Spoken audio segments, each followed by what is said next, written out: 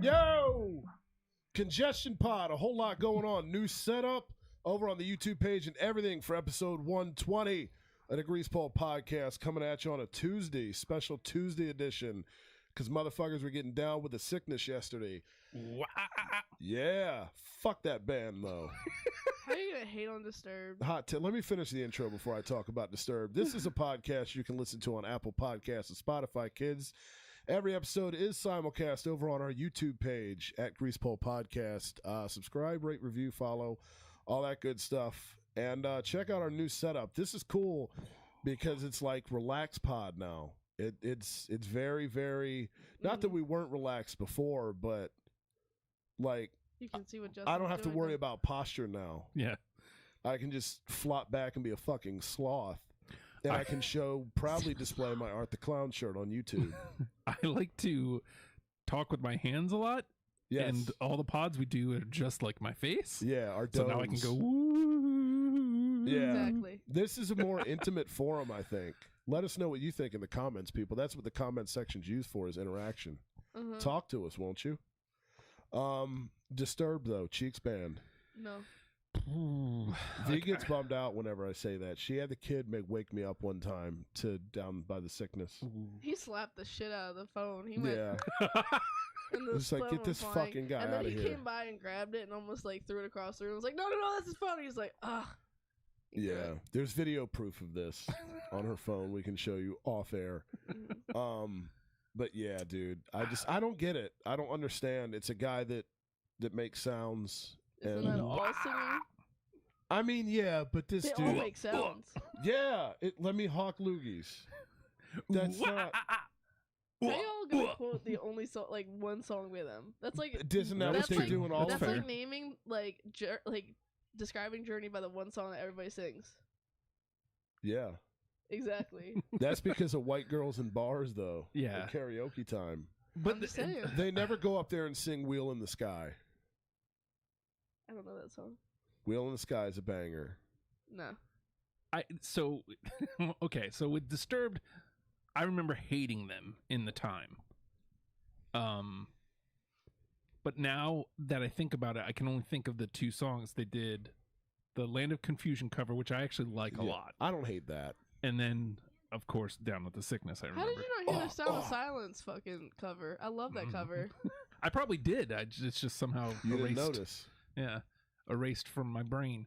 And then you brought up Journey, but that one song that everybody knows by them before I went and did Deprogrammed on them Yes. is the reason I was out on Journey. Is because Yeah. fuck that song. Yeah, I feel like So that didn't make your top 10. Katie's and Megan's have. ruined that song. Yeah, And Stephanie's. yeah, because it's like this whole it's really a college thing because I used to go up to State College all the time for Penn State We shit. are Penn State. And everybody there, that's oh, Journey, Yeah. it's like, okay, cool. Yeah, I've been and I feel like it's been that my whole life. Like Yeah. like when I was in high school, it was college kids that were into that, and it's like at some point college kids have got to stop listening to that Journey song. It's like this weird unspoken bond that like Caucasian families just it's like We're it's gonna like the bestow family this upon our children. Yeah, it's like the family Christmas tree. It's like when the generation prior dies, they just hand you Steve Perry. Yeah, Steve Perry. And they give you Steve Perry with some beer and go, here you go, have fun. And here's a back porch. Yeah. And that's what we do, is just inherit Steve Perry. I But, did not And inherit Brown-Eyed Steve Girl? Perry. yes, Brown Eyed Girl by Van Morrison is Uh-huh. another chalky. Mhm. Sweet Caroline as well. Sweet Caroline. Suck my balls. See, and that's what you do, that shit in a room of white people, and everybody does some variant of bump, bump, bum. Yeah. We're all white people here on Mhm. the pod. If you're not watching on YouTube, very We're ca- all of the Caucasian yeah, persuasion. very Caucasian heavy, especially today. Christ, I sound congested as fuck. We got contaged over Thanksgiving. We had like 12 people, and somebody infested us. I don't know So who fuck it was. you, the person that infested us. But fuck that person. I want them to go swim with the fishes.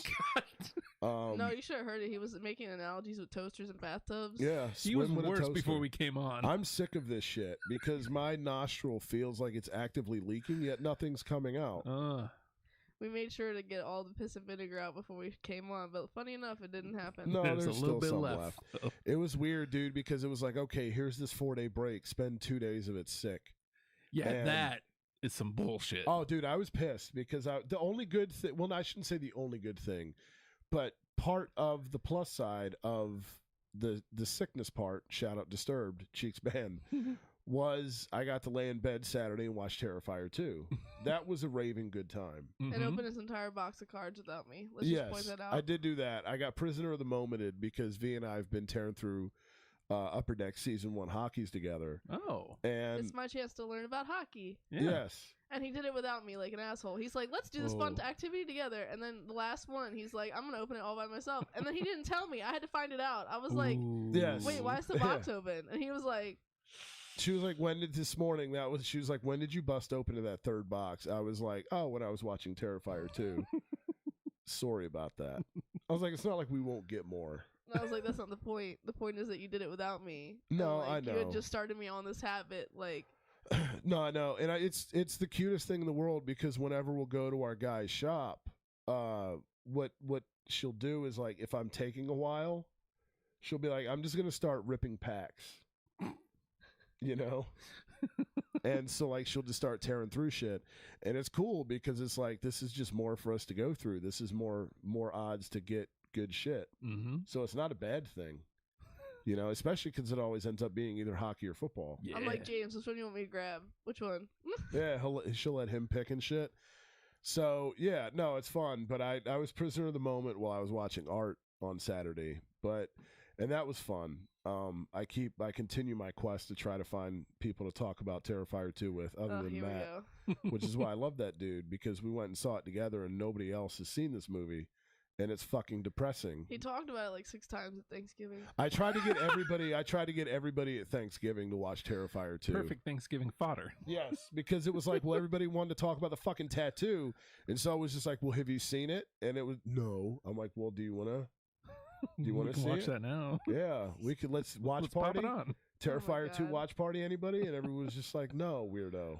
Come to find out, fun You know? fact. I don't know if we covered this on a previous pod. I told you about how my mom manifested my fears into rooms, right? Mhm. Yeah, so we talked about this. Come to find out, she fucking hates clowns, yet she modeled her entire bathroom after a fucking fear of mine of clowns. Wow. And then she made me feel like shit for it. And then she's going on about, well, when I went to buy this funhouse mirror, they were like, do you work at a pediatrician's office or like somewhere where kids are involved? And she's like, no, I just want this in my house. And they were like, but why? Yeah. And she was just like, I don't know, just because I want it. Wow.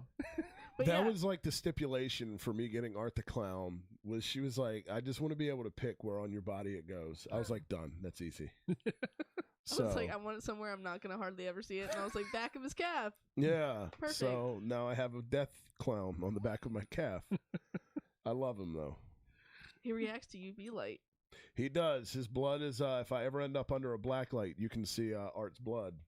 It's It makes it like 3D look and it's cool as fuck. it glows like the Vegas reverse retro sweaters. I thought I saw some sort of image. Like, I couldn't make out what the image was on Instagram. Yeah. Yeah.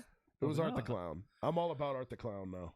Clearly. Everything I do is He literally tattooed it on his body. yeah. Everything I do is just My mom was like, Art the he Clown has a shirts. tattoo of a clown. I was like, oh, it gets better. He has a tattoo of I Heart McRibs on his foot. And she Yeah. was like, what the fuck? I was like, to ingratiate me to this, he was like, hey, guess what? I eat my boogers. And I was like, what This the was fuck? at the beginning of everything. And I was like, Yeah. what the fuck? He was like, I don't really eat my boogers. But I do have a tattoo of a McRib on my foot. And I was like, what the fuck? I tried to present it as an opportunity to be like, which one's worse? Yeah. If I have this ridiculous tattoo or if I were to eat my boogers at 33 years old at the time. And clearly the McRib was the preferred option. So I was like, okay, we're good here. We're good. Yeah. It's not boogers. Awesome. Right. Might taste like it, but my God damn it. God. I can't laugh too hard because it's not. But yeah, so Thanksgiving. Yours was good, friend? yeah. I mean, look, You traveled for yours. We were went, local. yeah, we went Everyone traveling. came to us. The drive, you can't complain about the drive. It's a simple drive. Like, considering it's all the way to Georgia, it's 95 most of the time. Oh, I convinced him never to take 95. When we were going up to Philly, I was like, we're not taking 95. We're going the Eastern Shore way because I know how to get around cops. No. Yeah, you don't. I hate 95. 95 is 95 a cheeks. crapshoot. It depends on when you go. Yeah. But it is that's what I told her. I was like, we're going on a Wednesday, we went on a Wednesday morning. I was like, this is right before a holiday. That's the thing. This could be bad. Yeah. Thankfully, it wasn't. We left early enough in the morning. Traffic down was, other than some slowdowns for road work in North Carolina, it was What time did you guys hit the road? I love early morning travels. Isn't it the best? Dude, yes. It is the best. I think, what did we leave at 4, hon? I think we left at I was hoping for 3. just before 5. Okay. I was angling for 3 or 4. Yes. Because that's the best. That's the golden hour, dude. But that's the Matchbox 20 hour. So we were thinking, the thing is, she could have gotten up because she works nights. Right. But getting the kids out of bed, especially they knew we were traveling, like they wouldn't go to bed the night before. So I was like, all right, well, we'll get up at 4 and we'll get out the door. Like 5 is like that last little bit. Like any later than 6 and you've lost it. Yeah, you're screwed. At that point, you might as well leave it during rush hour. Yeah. Because what are we even doing here? Yeah. Especially in Hampton Roads area. But it is. Yes, because we have 95 tunnels in this area. I love going out the door when there's still the chill of the morning. And the dew. And you just kind of feel like. You guys sound so old. Oh, I love just, you guys. Especially for travel. So but I've always felt this way. Yeah. Like traveling overnight is the best. Like if you travel during the day, I want it to be at least late enough to where I'm going to be traveling when it's that late, so that if you have a rest stop or something, you get out of the car and you're like, because it's also a great indicator of you're somewhere else. Yes. So if you leave the house here at 3 in the afternoon, whatever. Yeah, horrible, terrible. But it's here. It's weather here at 3 in the afternoon. You get to New York at 3 in the morning, and you get out and it's like, oh yeah, I'm in New York. Feels brisk. This is great. Yeah. So I don't know. It's simple things like that. And I guess, sure, maybe it's an old guy thing, but I have felt that way and I've traveled like that forever. I've always felt that way. Yeah, dude. I mean, it's not an old guy thing. I think it's just an older thing because I didn't notice that until I got older too. Like how weather affects how I feel when I drive. But I was going to say too, ADHD moment. You pointed it out earlier. I did not notice how much you talk with your hands until you pointed it out. And as you were talking, I was like, focus on the story, focus on the story, focus on the story. We can do that now. Again, if you're with us on YouTube, new camera angles. You can see our full bodies, kids. Yeah. For those of you perverted fuckers out there. Okay. If you're into that shit. That means, again, Terrifier 2 plug. You can see my full Art the Clown shirt. Tattoos covered up, though. I kind of felt left out because you both are wearing red hats and I'm not. Well, I'm in a superstitious moment with this. I don't know if you guys have noticed. I've been wearing this a lot. Yeah, your squad's hot, dude. Well, it's the same thing he did with the Eagles. He was like, I'm not going to sleep during this game because the one game I slept through, they lost. So I'm not going to bed. So I forced myself to stay up during the Green Bay game the other night. I hate night games. They're the worst. And I just saw they're about to flex us and the Giants week 14 to prime time. Fuck me running. Sucks, but makes sense. Yeah, for sure, because people are tired of seeing the Broncos on prime time because cheeks. But no, dude, I'm happy for you guys because you guys have playoff hockey teams so far. I know it's late November, almost December, but I hope they don't blame Torts for the way. That's what gets me because it's right now as we're sitting here. We're not only the worst hockey team on this pod because the Devs and the Kraken are fucking playoff teams right now. And again, it's early, but we're sure as shit not, dude. And it's the annual 10-game Flyers losing streak is officially underway. And it's game 9 of the losing streak was the fucking Pens Friday night. And you get fucking embarrassed by them. And it's just like, you can't do that, dude.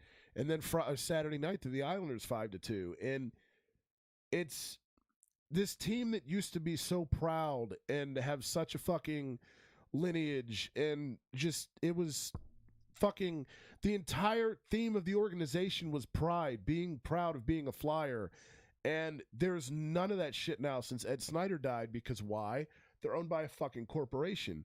And Comcast doesn't give a shit because the Flyers are going to make money. Mm-hmm. And as long as you have people like us, a couple weeks ago, they're going to shell out hundreds of dollars to go to games.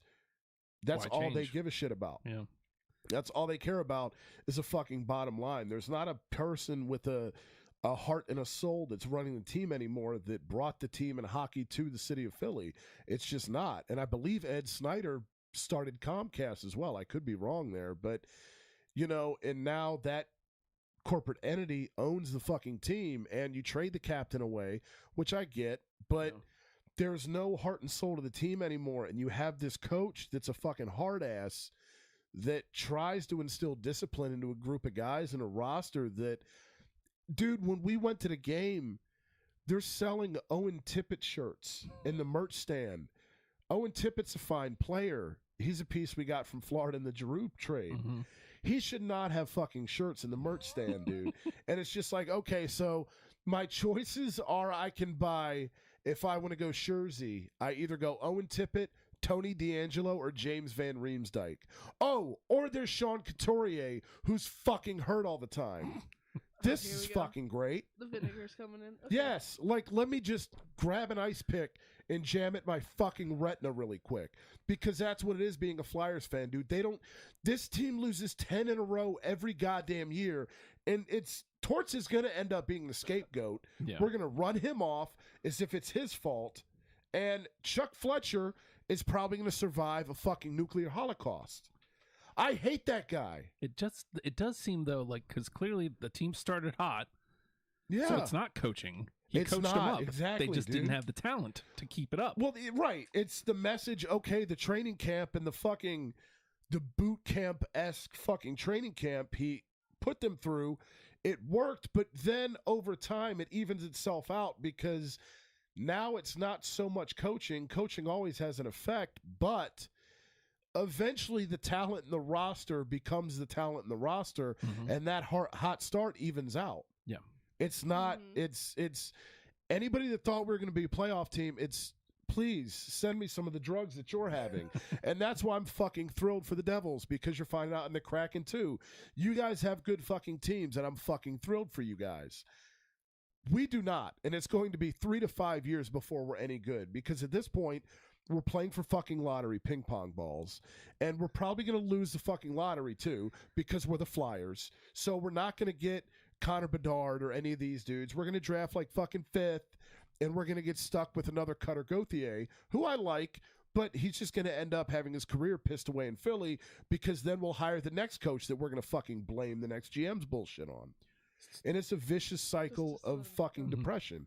It sucks. It fucking sucks, because 5 years ago, this was the team I had the most faith in, and now they are the drizzling shits. They're the drizzling shits, and there's no emotion, dude. There's none. Would you rather be... That was a good point to interject. Yeah. Would you rather... I finally took a breath. Would you rather be where you're at, because obviously you're really pissed with the team, or would you rather be where Coach Hot Joe is at, who, like, his team not playing that great, but it's mostly because aging and injured stars. Like, they've got the talent. They're just all injured and getting old. And see, we've been there quasi recently too. But see, the Caps won the cup a few years ago. If you've given me a cup recently, I'll shut the fuck up. Yeah, because at least that point, in theory, you're exhausting all of your. It's like the Phillies. You put together this roster to try and chase that championship. I'm not mad if you're trying to chase the championship. If you completely fucking fail at your job and it's just incompetence, that's a different story. It's like Chuck Fletcher said and they're already starting the Fire Fletcher chants at Wells Fargo. They're already fucking starting. What's the Fire Fletcher chant? Fire Chuck Fletcher, the Flyers GM. They're already starting, like, calling for this dude's fucking head. Oh my. And it wasn't gonna. I'm surprised it took this fucking long. Yeah. But he's the dude that came out and said when Goudreau, who wanted Jersey Kid, and I probably fucking told this shit before on the pod, photographed in an AJ Brown Eagles jersey in the airport and everything, grew up. He's been tied to the Flyers for 3 years, dude. He finally becomes a free agent and he goes to fucking Columbus. And Yikes. Chuck Fletcher was basically, I mean, I'm paraphrasing the paraphrase here, but was more or less like it would have been a lot of work to move the numbers around and move some stuff around. So do it.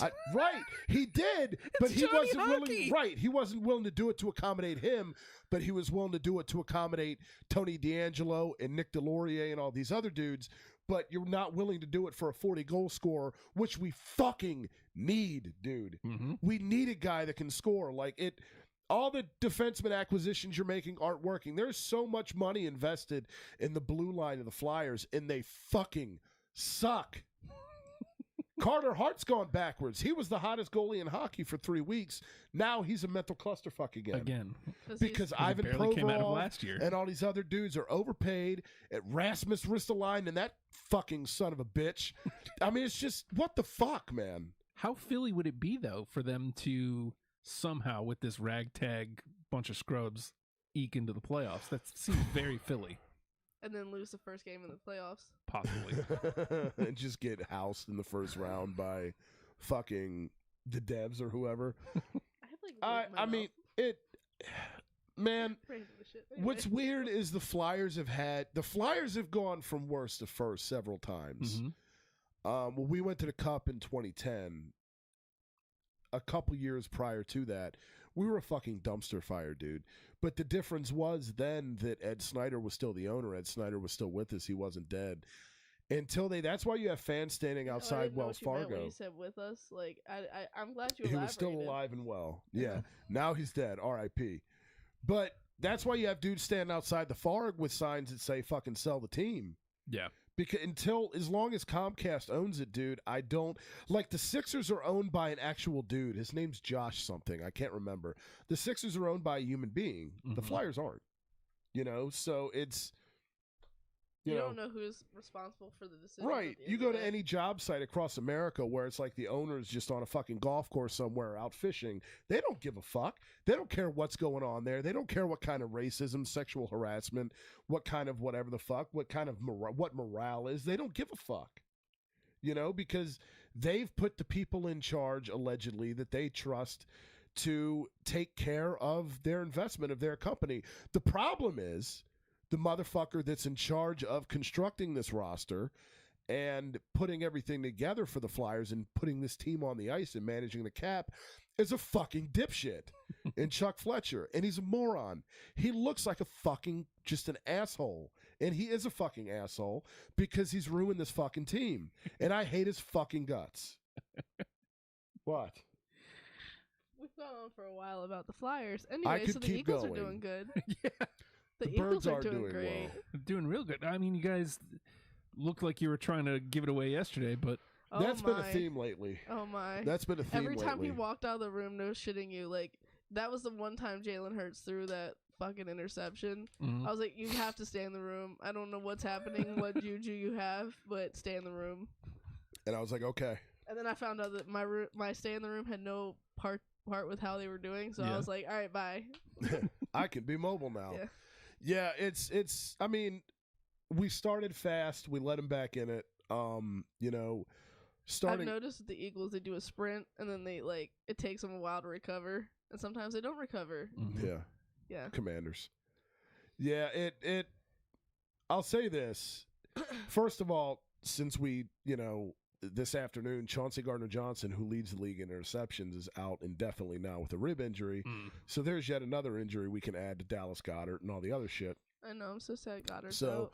But our guy Reed Blankenship stepped in and intercepted Aaron Rodgers, made a fucking great jump on a route against whatever the hell their backup tight end is for the Packers. And he looked good, and we were glad he made the roster. But Jalen Hurts looked awesome yesterday or Sunday. He kept rushing. He kept running lots of most rushing yards by a quarterback in franchise history. And this is a team that had Randall Cunningham and Michael Vick. Mm-hmm. And if you're an Eagles fan, we've had a lot of history with running quarterbacks, with those two especially. And I don't know, man. The year Hurts is having and I think you have a tendency to look fondly on those dudes if you're an Eagles fan. The Vic years, I will always argue, were kind of cheeks. But he had the 1 year in 2010 where he, threw, I think, 20 touchdowns and, 6 interceptions, whatever it was. And he was like an MVP candidate. Randall Cunningham had several good years, but this is a better year. Hurts is having a better year than either of those dudes ever had. Like, at his best, I think he's proven. And this is because I thought coming into this year that he was a glorified backup. I was like, I think he's a high-end backup. Tampa in the playoffs exposed him. Like we've said, they showed how to beat him. You just load the box on him. He's not good enough to beat you through the air. Whatever that dude did between then and now, and I don't want to hear it's just A.J. Brown, because it's not just that. There's other dudes out there he's getting the ball to. Actually, A.J. Brown, I'm surprised this year. They really haven't, they hyped up this utilization of A.J. Brown, and, he's been quiet the last 2 weeks. Yeah, he had, one big pass the last game, but, yeah. He's fumbled the last 2 weeks. Yeah, it's not like it's just Jalen Hurts is running it himself literally to the 5-yard line. He had rushes of 42, 28, and 24 yards in the first quarter. He was over 100 rushing yards in the first quarter alone. Damn. Sunday night. It's crazy, dude. And the offensive line paved the way for 363 rushing yards. That's the games you love as an offensive lineman. And for me, Hurts, if he's not the MVP, dude, he's at least the offensive player of the year. And this is probably the best year any quarterback's had in Eagles history, dude. And that includes Carson in 2017. That includes any of the McNabb years. This shit's special. And, this dude, to be able to not just do it on the ground, but be able to go from what he did against Tampa in the wild card to being able to make all the throws now to whomever, to be able to throw dudes open. You can't just load the box on this dude now because he will make you pay for it. He's not fucking Peyton Manning through the air, or Drew Brees, but I would argue Drew Brees is a lot of dink and dunk bullshit. But Jalen Hurts can actually fucking do shit through the air now. You can't load the box on him and, he's most effective on the ground, but that's also unlike Vic, where that was his first instinct was to take off and run. Vic would break the huddle and he would lock in on one dude, and if his first read wasn't open, he would take off and go. Hurts will go through progressions. Occasionally you'll see him lock in on a dude, but it's not a habit of his. You know what I mean? He reads the whole room over and over and over again. Yeah, and then there's designed runs too where you can tell he breaks, and he'll break off and run, and sometimes he makes the wrong read on RPO. But he's still young. Right, and it's like those. The RPOs are kind of weird because you got to read the linebacker and you got to do it literally in a split second. Sometimes you're going to make the wrong read. Shit fucking happens. But it's the one thing I'll say about him is he's got to get smart though, because the fighting for extra yards, he got teed off on one time last night and his mouthpiece went flying in the air and shit. Dude, if you go down, we're not the same team with fucking Gardner Minshew back here. We're not. You can't go. You're Carson status now in 2017. You're better than Carson. I'm willing to say it now. You're better than Carson was in 2017. I was wrong. I will own that. But we don't have Nick Foles to fall back on anymore. We've got fucking Uncle Rico. And if he comes... I don't even know who y'all's backup is. I know a lot of your backups. Right. No, I know. Exactly. Who's your backup quarterback? Gardner fucking Minshew. I've never heard of him. He's a fucking caricature. He's a meme. I'm going to look him up now. Yeah, you'll find all kinds of interesting shit on that dude because that's all he is just somebody the internet likes to have fun with because his name's Gardner Minshew for fuck's sake. Yeah. But I've been holding in that cough for a while. Holy shit. How do you spell his name? Gardner, Gardner, Minshew. Mike, India, November. I'm gonna just let you type it because yeah. Okay. You forget I have dyslexia. You're not on Google. You're on the fucking fantasy app. I was gonna look at his. I'm not looking at Google. I'm just looking at his fucking stats. Okay. Yeah, there aren't any. There's none this year. Google will bring you more entertaining shit, I promise you. Oh my. Yeah, because he hadn't played because Hurts has been good, and I don't know. He played man. against Pittsburgh for 10 seconds. That's because we housed Pittsburgh though, and so they put him in there just as kind of let's make sure Hurts doesn't get crippled against an irrelevant hand the ball spot. off, take some knees. Yeah, here, hand the ball off to Boston Scott a few times. His bio is Jalen Hurts has won 11 consecutive regular games. The longest streak in any Philly quarterback history. In other words, Minshew is fucking useless. Yeah. Dude. Again, I hate to go back to this same thing as with Indianapolis last week. The boys still won. They did. And this was not, This wasn't the Indianapolis game, dude. Like, it wasn't sloppy. It wasn't. We should not have lost this game. The Indianapolis game, we should have lost. This one, we just fucked around and we let them creep back in a little bit. A lot of it, too, was special teams. Allowing these long-ass... If there's anything that, as currently constructed, worries me that is going to fuck this team, it's special teams, dude. It's that third phase. And you would hate to see it get to a point where the third phase is going to ruin a special season. But you're constantly seeing these 40, 50-yard plus returns, and it's like, it's so bad. Darren Sproles has been quoted as saying, like, yo, if you guys need a punt returner, like, all you got to do is call me. And it's like, it's not even our, like, defense on special teams anymore. We're not returning shit, and they make it, the rules make it to where it's harder to get a return now because they don't want you to return kickoffs or punts because they're dangerous. Those are straight fucking collisions. Yeah. So that's why they keep moving the kickoff up, because they want touchbacks. They want fair catches. So, but it's our special teams is shit. What? It's just awful. What all did you have left to talk about? Hurts is Christ, basically. Okay. is I mean, I do think that's the only notes I really had. I mean, that and comparing him to, Cunningham and Vic. It's just this is the best season that I think any Eagles quarterback has had. I mean, it's not. The cool thing is I thought that's what 2017 was for Wentz, and then he got hurt. Knock on wood, that doesn't happen to Hurts, because we're not done yet. He's still got fucking 6 games to go, because we play 17 now. We need 17 weeks. Yes, we need an odd number of games, because you know what rich white people need? More money. 10-1. Yes. 10-1 though. So yeah, Tennessee this week, wonky matchup. Oof. Very wonky matchup. Not sure how I feel about this one. Because They're that's surprisingly a good team. good. That's what I'm saying. I've watched a half of them against Kansas City, and I liked what I saw a lot. They're coming to the link, and which is a plus, so we don't travel. But it's also like, I didn't realize until we were flipping through on Sunday the games, and we came across them in Cincinnati. I have all of Cincinnati's team as my freaking fantasy team. She's got the entire Bengals squad, basically. Except for Jamar Chase. That's it.